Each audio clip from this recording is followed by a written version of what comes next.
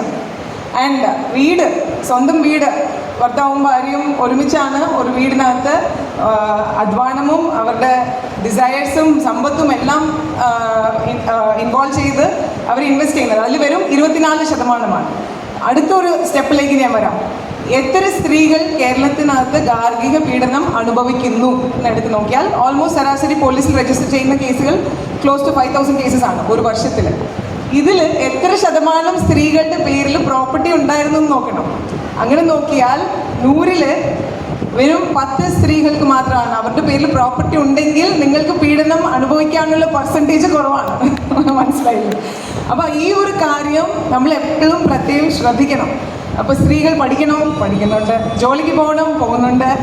But നിങ്ങളുടെ പേരിൽ okay, suppose നിങ്ങൾ വീട്ടിൽ ജോലി ചെയ്യുന്ന സ്ത്രീയാണെങ്കിൽ അതും ജോലിയാണ്.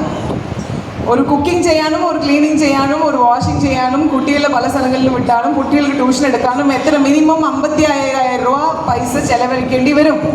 അപ്പോൾ ഈ 55,000 രൂപ പൈസ ഈ സ്ത്രീ കോൺട്രിബ്യൂട്ട് ചെയ്യുന്നു വീട്ടിൽ, ആണോ ഇല്ലയോ? അപ്പോൾ ഇവരും കോൺട്രിബ്യൂട്ട് ചെയ്യുന്നു, പുരുഷനും കോൺട്രിബ്യൂട്ട് ചെയ്യുന്നു. ജോലിക്ക് പോകുന്ന സ്ത്രീകളാണെങ്കിൽ അവർക്ക് ഓൾറെഡി സാലറി കിട്ടുന്നു.